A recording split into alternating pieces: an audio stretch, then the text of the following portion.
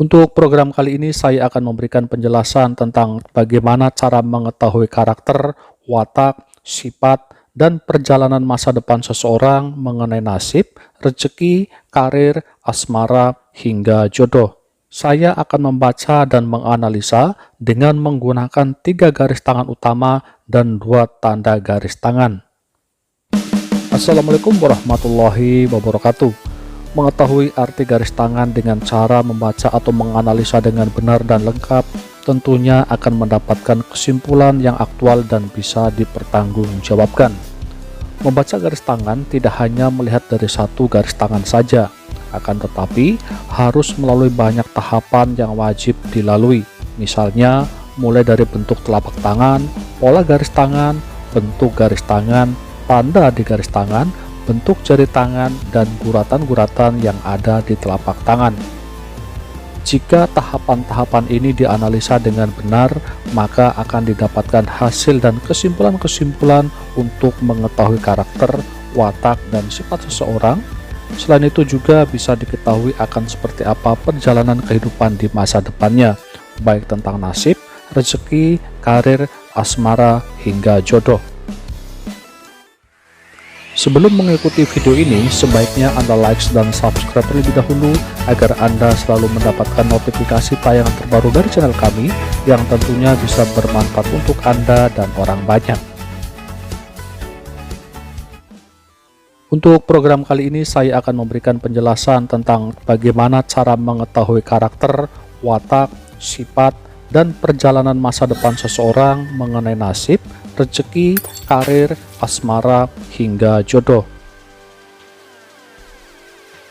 Saya akan membaca dan menganalisa dengan menggunakan 3 garis tangan utama dan 2 tanda garis tangan. Untuk garis utama yang pertama adalah garis hati atau garis jantung. Garis hati atau garis jantung mewakili cinta dan ketertarikan pemiliknya. Garis ini juga menunjukkan perspektif romantis, kesehatan jantung, dan kestabilan emosi. Garis ini lebih dominan dalam hal yang berhubungan dengan asmara atau cinta. Ilmu palmistry melihat garis ini untuk mendapatkan analisa yang kuat tentang sisi emosional dan untuk memahami tindakan yang akan dilakukan. Garis hati atau garis jantung merupakan garis horizontal yang terletak di bagian atas telapak tangan. Adapun penjelasannya adalah sebagai berikut.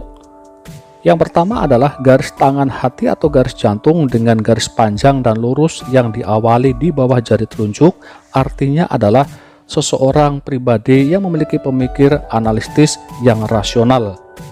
Berikutnya, jika garis tangannya pendek atau garis hatinya pendek dan lurus yang diawali di antara jari tengah dan jari telunjuk, artinya adalah membutuhkan kebebasan.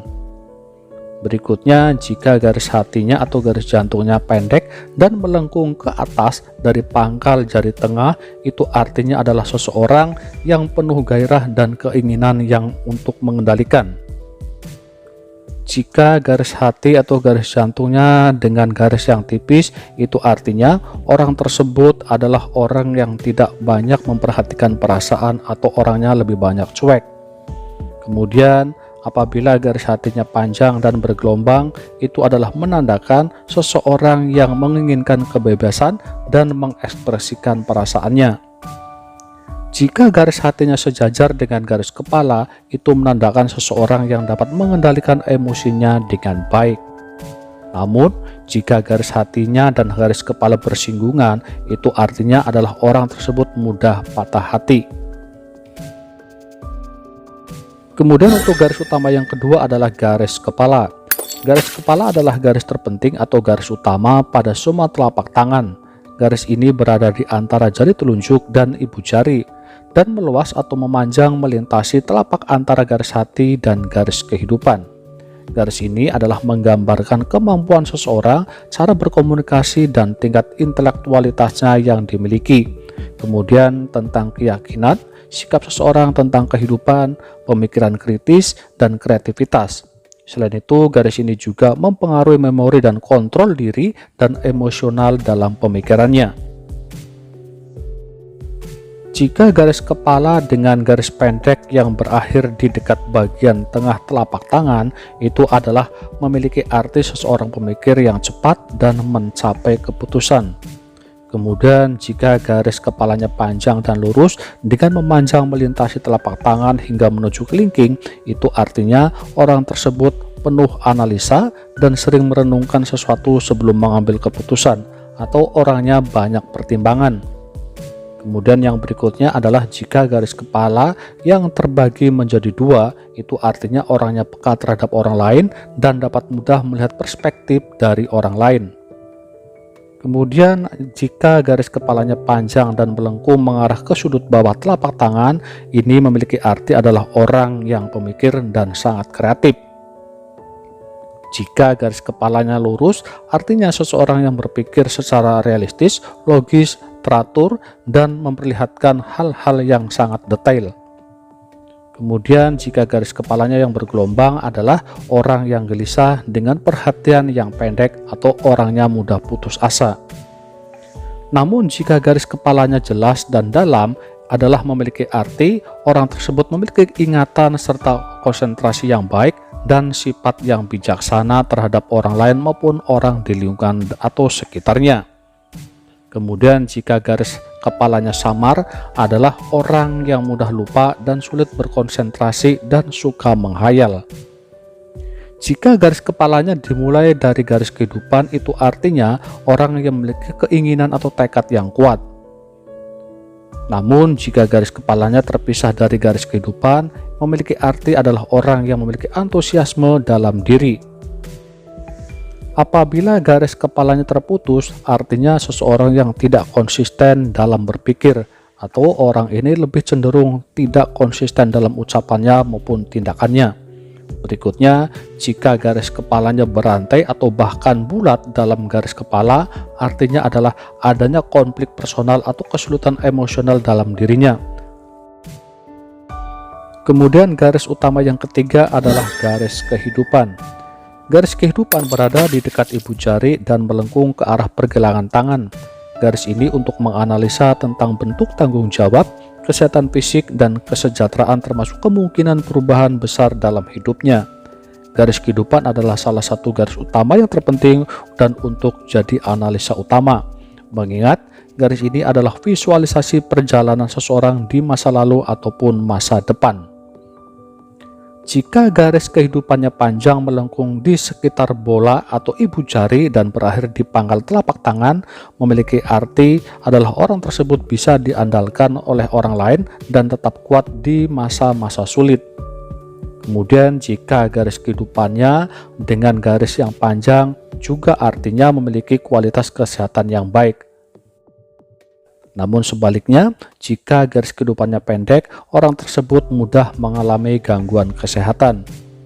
Berikutnya adalah jika garis kehidupannya dekat dengan ibu jari, artinya bahwa orang tersebut mudah lelah.